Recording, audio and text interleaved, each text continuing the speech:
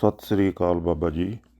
ਜੋ ਆਪਨੇ ਆਡੀਓ ਦੇ ਵਿੱਚ ਕਿਹਾ ਹੈ ਕਿ ਮੈਂ ਨਿਰਵਿਚਾਰ ਹੋ ਗਿਆ ਹਾਂ, ਨਹੀਂ ਬਾਬਾ ਜੀ, ਅਜੇ ਪੂਰੀ ਤਰ੍ਹਾਂ ਨਿਰਵਿਚਾਰ ਨਹੀਂ ਹੋ ਸਕਿਆ, ਪਰ ਹਾਂ ਥੋੜ੍ਹੇ ਚਿਰ ਵਾਸਤੇ ਨਿਰਵਿਚਾਰ ਜ਼ਰੂਰ ਹੋ ਜਾਂਦਾ ਹਾਂ। ਆਪ ਜੀ ਦੇ ਕਹਿਣ ਮੁਤਾਬਕ ਮੈਂ ਜਦੋਂ ਧਿਆਨ ਕਰਦਾ ਹਾਂ, ਆਪਣੇ ਇੱਕ ਆਡੀਓ ਵਿੱਚ ਕਿਹਾ ਸੀ ਕਿ ਕੁਝ ਨਹੀਂ ਕਰਨਾ, ਅਤੇ ਬਿਲਕੁਲ ਉਸ ਨੁਕਤੇ 'ਤੇ ਹੀ ਮੈਂ ਅਮਲ ਕਰ ਰਿਹਾ ਹਾਂ। ਜਦੋਂ ਮੈਂ ਧਿਆਨ ਵਿੱਚ ਬੈਠਦਾ ਹਾਂ ਤਾਂ ਮੈਂ ਨਿਰਾਕਾਰ ਦੇ ਨਾਲ ਸੁਰਤ ਜੋੜਦਾ ਹਾਂ ਅਤੇ ਸੁੰਨ ਦੇ ਵਿੱਚ ਲੀਨ ਹੋ ਜਾਂਦਾ ਹਾਂ। ਉਸ ਤੋਂ ਬਾਅਦ ਕੀ ਹੁੰਦਾ ਹੈ ਬਾਬਾ ਜੀ, ਨਿਰਵਿਚਾਰ ਹੋਣ ਸਾਰ ਹੀ ਥੋੜ੍ਹੇ ਚਿਰ ਬਾਅਦ ਨੀਂਦ ਜਿਹੀ ਆਉਣ ਲੱਗ ਜਾਂਦੀ ਹੈ, ਜਾਂ ਤੁਸੀਂ ਕਹਿ ਸਕਦੇ ਹੋ ਕਿ ਮੂਰਛਤ ਅਵਸਥਾ ਜਿਹੀ ਬਣ ਜਾਂਦੀ ਹੈ। ਬਾਬਾ ਜੀ, ਇਸ ਦਾ ਕੀ ਇਲਾਜ ਹੈ, ਇਸ ਬਾਰੇ ਜ਼ਰੂਰ ਕਿਰਪਾ ਕਰੋ ਜੀ। ਬਾਕੀ ਬਾਬਾ ਜੀ, ਆਪ ਨੂੰ ਨਿਰੰਤਰ ਸੁਣ ਰਿਹਾ ਹਾਂ ਅਤੇ ਆਪ ਜੀ ਦੇ ਲੜ ਲੱਗਿਆ ਹੋਇਆ ਹਾਂ।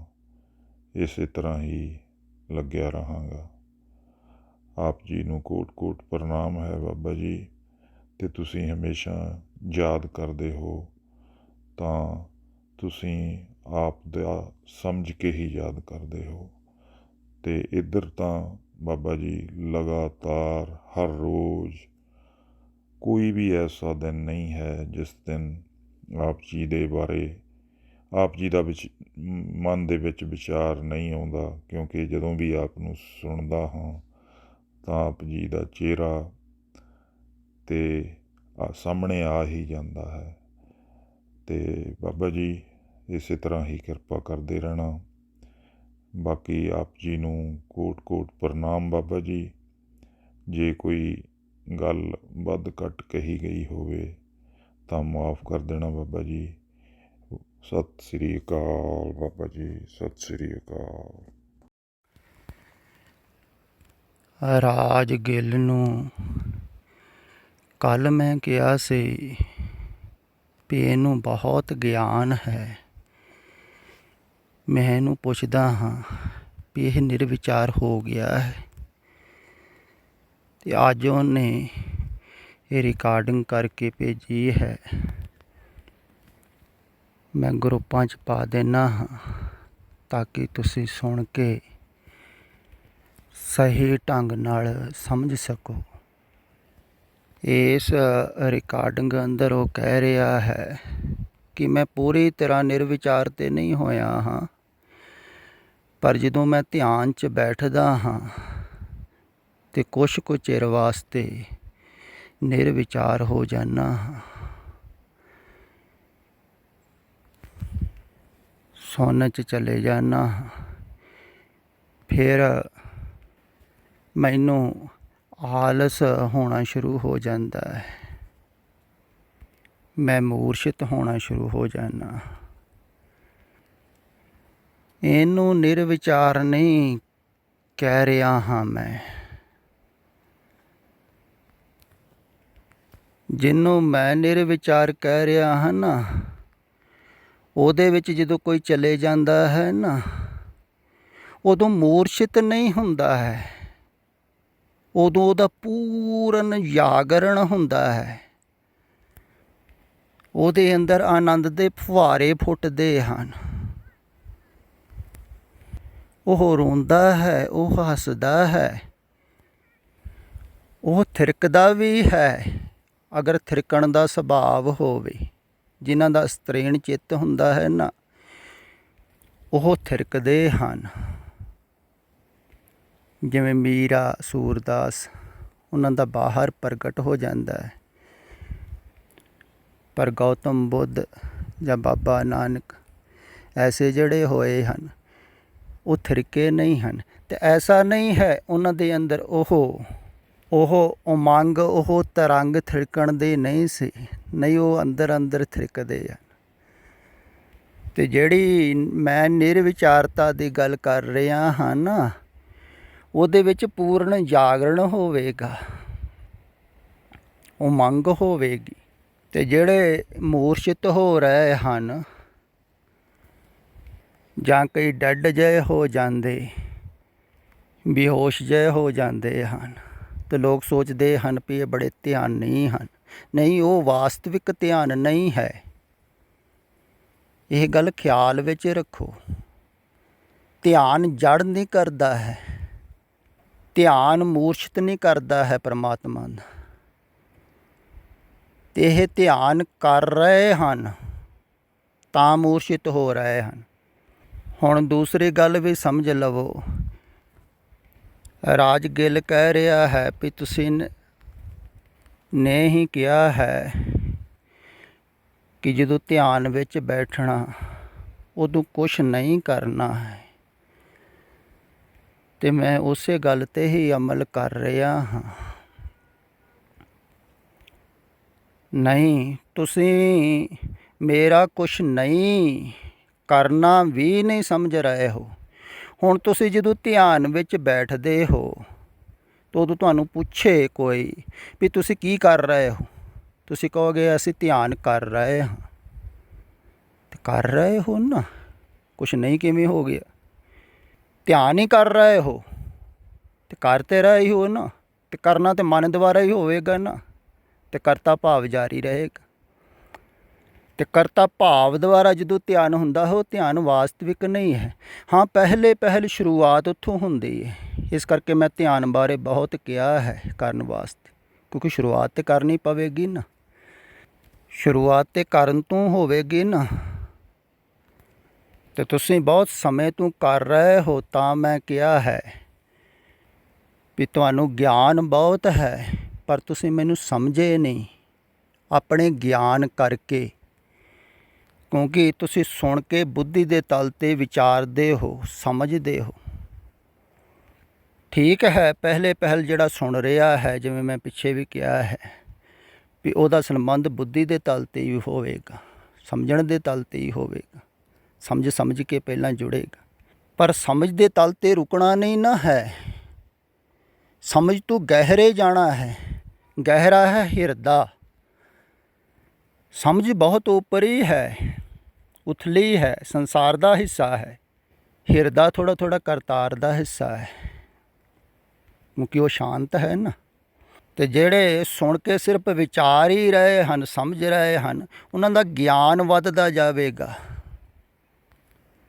ਅਤੇ ਇਹ ਸਮਝਿਆ ਹੋਇਆ ਗਿਆਨ ਨਹੀਂ ਹੈ, ਅਤੇ ਮੈਂ ਗਿਆਨ ਦੇਵ ਨਹੀਂ ਰਿਹਾ ਹਾਂ। ਇਹੋ ਹੀ ਮੈਂ ਵਾਰ ਕਹਿੰਦਾ ਹਾਂ ਵੀ ਮੈਂ ਕੋਈ ਵਿਦਵਾਨ ਨਹੀਂ ਹਾਂ, ਕੋਈ ਗਿਆਨੀ ਨਹੀਂ ਹਾਂ।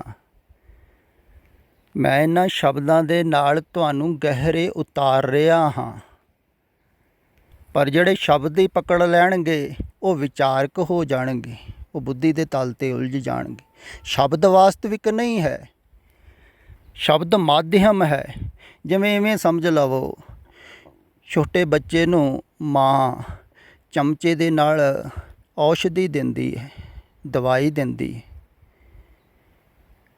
ਪਰ ਚਮਚਾ ਦਵਾਈ ਥੋੜ੍ਹੀ ਹੈ, ਦਵਾਈ ਚਮਚੇ ਦੁਆਰਾ ਦੇ ਰਹੀ ਹੈ। ਇਵੇਂ ਹੀ ਸਤਿਪੁਰਖ ਇਹ ਜਿਹੜੀ ਔਸ਼ਧੀ ਹੈ ਨਾ, ਇਹ ਸ਼ਬਦਾਂ ਦੁਆਰਾ ਦਿੰਦੇ ਹਨ। ਇਸੇ ਕਰਕੇ ਉਪਦੇਸ਼ ਦਿੰਦੇ ਹਨ। ਹੁਣ ਬਾਬਾ ਨਾਨਕ ਵੀ ਉਪਦੇਸ਼ ਦਿੰਦੇ ਰਹੇ, ਅਤੇ ਜਿਹੜੇ ਸ਼ਬਦ ਹੀ ਦੁਹਰਾਉਂਦੇ ਰਹਿੰਦੇ ਹੋਣਗੇ, ਵਿਚਾਰਦੇ ਰਹਿੰਦੇ ਹੋਣਗੇ, ਤੋ ਸ਼ਬਦਾਂ ਦੀ ਵਿਚਾਰਧਾਰਾ 'ਚ ਹੀ ਉਲਝ ਜਾਂਦੇ ਰਹੇ ਹੋਣਗੇ ਨਾ। ਜਿਵੇਂ ਹੁਣ ਵੀ ਉਲਝੇ ਹੋਏ ਹਨ, ਕਈ ਵਿਚਾਰ ਹੀ ਕਰ ਰਹੇ ਹਨ ਉਹਨਾਂ ਦੇ ਸ਼ਬਦਾਂ ਦੀ, ਤਾਂ ਉਹਨਾਂ ਦੇ ਅੰਦਰ ਵਿਚਾਰਧਾਰਾ ਹੋਰ ਵੱਧ ਰਹੀ ਹੈ। ਇਹੋ ਹੀ ਮੈਂ ਵਾਰ ਕਹਿ ਰਿਹਾ ਹਾਂ, ਅਜੋਕੇ ਸਮੇਂ 'ਚ ਸਾਰਿਆਂ ਨੂੰ ਵੱਡੀ ਸਮੱਸਿਆ ਧਾਰਮਿਕ ਜਗਤ 'ਚ ਇਹੋ ਹੀ ਹੈ ਵੀ ਵਿਚਾਰਧਾਰਾ ਜ਼ਿਆਦਾ ਵੱਧ ਰਹੀ ਹੈ ਅਤੇ ਵਧਾ ਰਹੇ ਹਨ ਵਿਚਾਰਕ ਪ੍ਰਚਾਰਕ। ਉਹਦਾ ਕਰਕੇ ਫਿਰ ਬੁੱਧੀ ਤੋਂ ਛੁਟਕਾਰਾ ਨਹੀਂ ਹੋਵੇਗਾ, ਪਰ ਉਹ ਸ਼ਬਦਾਂ ਦੁਆਰਾ ਔਸ਼ਧੀ ਦਿੰਦੇ ਹਨ। ਇਸ ਕਾਰਨ ਉਹਨਾਂ ਨੂੰ ਵੈਦ ਵੀ ਕਿਹਾ ਹੈ ਸਤਿਪੁਰਖਾਂ ਨੂੰ। ਪਰ ਔਸ਼ਧੀ ਜਿਹੜੀ ਹੈ ਉਹ ਸ਼ਬਦਾਂ ਦੁਆਰਾ ਦਿੱਤੀ ਜਾਂਦੀ ਹੈ, ਸ਼ਬਦ ਔਸ਼ਧੀ ਥੋੜ੍ਹੀ ਹਨ। ਜਿਵੇਂ ਮੈਂ ਅਖਬਾਰ ਦੇ ਵਿੱਚ ਵਲੇਟ ਕੇ ਤੁਹਾਨੂੰ ਕੋਈ ਖਾਣ ਵਾਲੀ ਚੀਜ਼ ਦੇਵਾਂ, ਪਰ ਤੁਸੀਂ ਅਖਬਾਰ ਖੋਲ੍ਹੋ ਹੀ ਨਾ ਅਤੇ ਉਹਦੇ ਉੱਪਰ ਜੋ ਕੁਛ ਲਿਖਿਆ ਹੈ ਉਹਨੂੰ ਪੜ੍ਹਦੇ ਰਹੋ, ਵਿਚਾਰਦੇ ਰਹੋ। ਫਿਰ ਤੁਸੀਂ ਉਹ ਜੋ ਵਿੱਚ ਹੈ ਪਦਾਰਥ ਦਿੱਤਾ ਹੋਇਆ ਤੁਹਾਨੂੰ ਖਾਣ ਵਾਸਤੇ, ਉਹ ਤਾਂ ਖਾ ਹੀ ਨਹੀਂ ਰਹੇ ਤੁਸੀਂ। ਅਤੇ ਮੈਂ ਕਹਿੰਦਾ ਹਾਂ, ਜੇ ਕੋ ਖਾਵੈ ਜੇ ਕੋ ਭੁੰਚੈ ਤਿਸਕਾ ਹੋਏ ਉਧਾਰੋ। ਖਾਓ, ਵਿਚਾਰੋ ਨਾ, ਸੋਚੋ ਨਾ, ਸਮਝੋ ਨਾ, ਇੰਨੀ ਭਾਵਨਾ ਨਾ ਸੁਣੋ ਕਿ ਗਹਿਰੇ ਆਪਣੇ ਆਪ ਹੀ ਉਤਰਨਾ ਸ਼ੁਰੂ ਹੋ ਜਾਵੇਗਾ। ਜਿਵੇਂ ਅੱਜ ਹੀ ਇੱਕ ਮਾਈ ਦਾ ਚੰਡੀਗੜ੍ਹ ਤੋਂ ਟੈਲੀਫੋਨ ਆਇਆ, ਕਹਿੰਦੀ ਵੀ ਸਾਡਾ ਕਾਫੀ ਸਮੇਂ ਤੋਂ ਇੱਕ ਗਰੁੱਪ ਬਣਿਆ ਹੋਇਆ ਸੀ, ਇਕੱਠੇ ਬੈਠ ਕੇ ਅਸੀਂ ਮੈਡੀਟੇਸ਼ਨ ਕਰਦੇ ਸੀ, ਧਿਆਨ ਮੈਂ ਕਰਦੀ ਵੀ ਸੀ ਅਤੇ ਕਰਾਉਂਦੀ ਵੀ ਸੀ। ਅਤੇ ਹੁਣ ਉਹਨਾਂ ਦਾ ਵਾਰ-ਵਾਰ ਟੈਲੀਫੋਨ ਆਉਂਦਾ ਹੈ ਵੀ ਤੂੰ ਆਉਂਦੀ ਨਹੀਂ ਹੈ, ਧਿਆਨ ਕਰਵਾਉਂਦੀ ਨਹੀਂ ਹੈ। ਅਤੇ ਕਹਿੰਦੀ ਹੈ ਵੀ ਜਦੋਂ ਤੋਂ ਮੈਂ ਤੁਹਾਨੂੰ ਸੁਣਨ ਲੱਗੀ ਹਾਂ ਉਦੋਂ ਤੋਂ ਹੀ ਮੇਰਾ ਸਹਿਜ ਹੀ ਧਿਆਨ ਲੱਗ ਰਿਹਾ ਹੈ।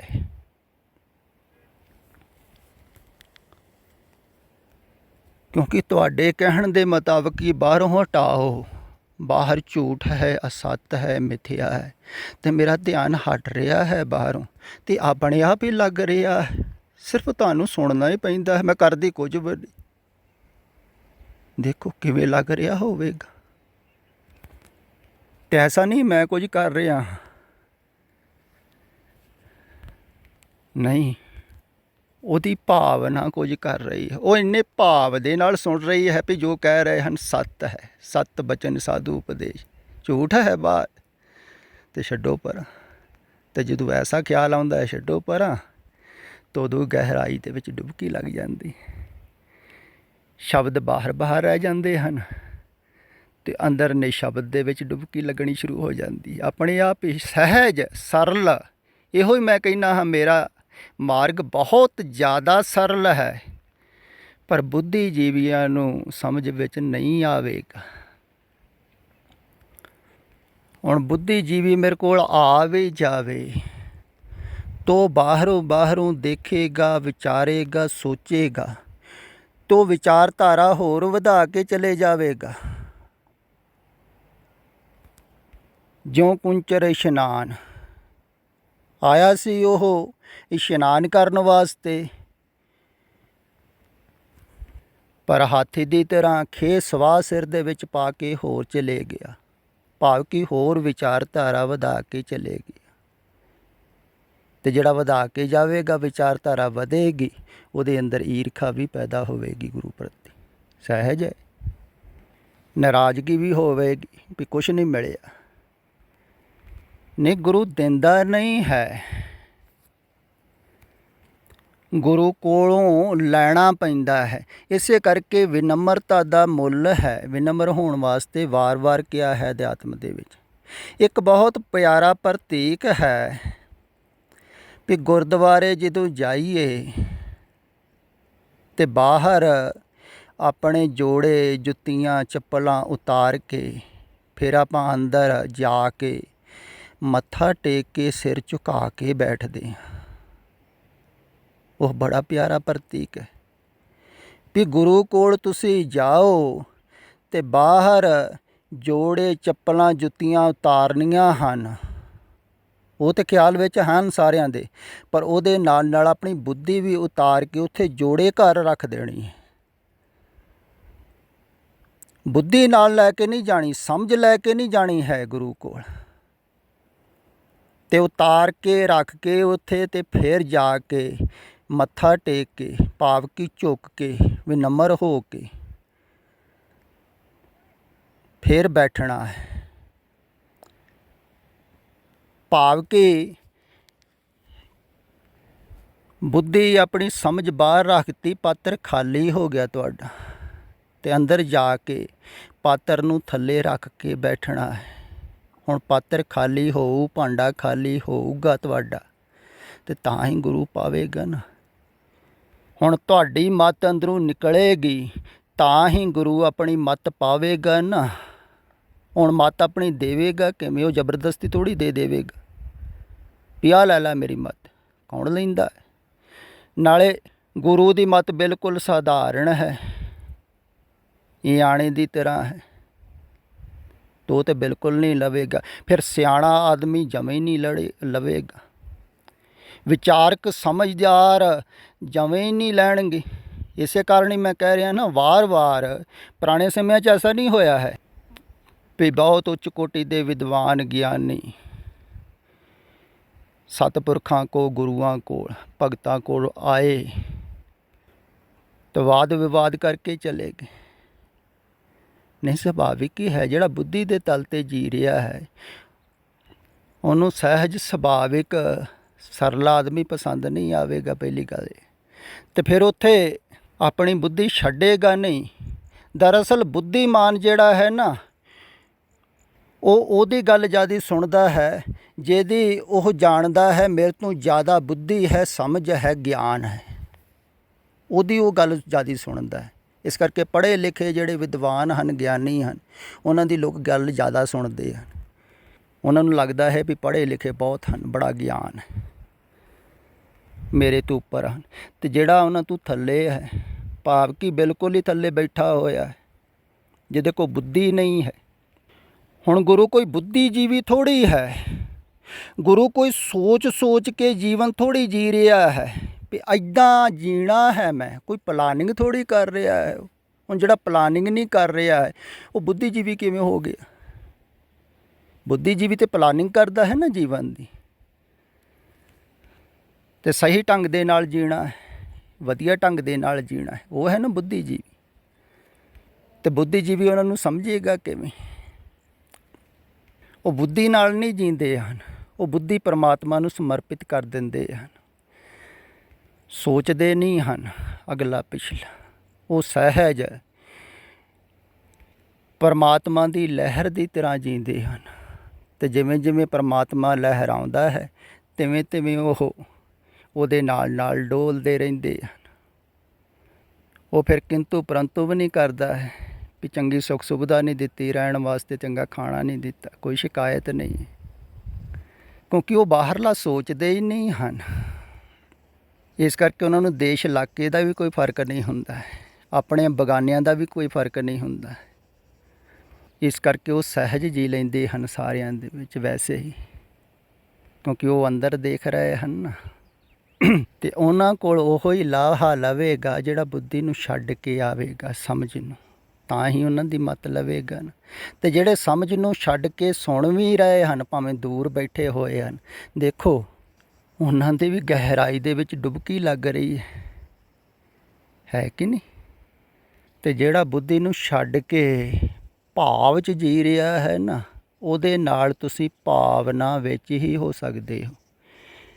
ਜਿਵੇਂ ਆਹ ਸਾਡੇ ਕਵੀ ਬਰਜਿੰਦਰ ਸਿੰਘ ਨੇ 4 ਪੰਕਤੀਆਂ ਲਿਖੀਆਂ ਹਨ, ਤੁਹਾਡਾ ਮੇਰੇ ਨਾਲ ਹੋਣਾ, ਮੇਰਾ ਤੁਹਾਡੇ ਨਾਲ ਹੋਣਾ, ਸਾਡਾ ਇੱਕ ਦੂਜੇ ਨਾਲ ਹੋਣਾ, ਸ਼ਾਇਦ ਇਹੀ ਹੈ ਕਮਾਲ ਹੋਣਾ, ਸ਼ਾਇਦ ਇਹੀ ਹੈ ਕਮਾਲ ਹੋਣਾ।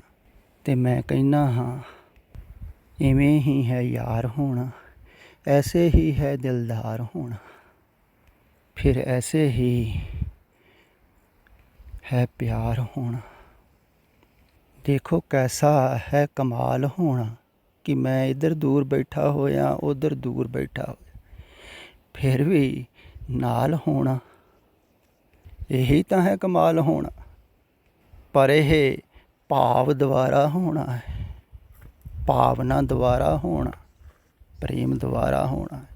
ਕੋਈ ਬੁੱਧੀ ਦੁਆਰਾ ਨਾਲ ਥੋੜ੍ਹੀ ਹੋ ਸਕਦਾ, ਵਿਚਾਰ ਦੁਆਰਾ ਤੇ ਦੂਰੀ ਹੁੰਦੀ ਹੈ। ਅਤੇ ਵਿਚਾਰ ਦੇ ਤਲ 'ਤੇ ਤੁਸੀਂ ਬਹੁਤ ਸਮਾਂ ਜੀ ਲਿਓ, ਹੁਣ ਗਹਿਰੇ ਉਤਰੋ, ਭਾਵ 'ਚ ਉਤਰੋ, ਸਹਿਜੇ ਧਿਆਨ ਹੋਵੇਗਾ।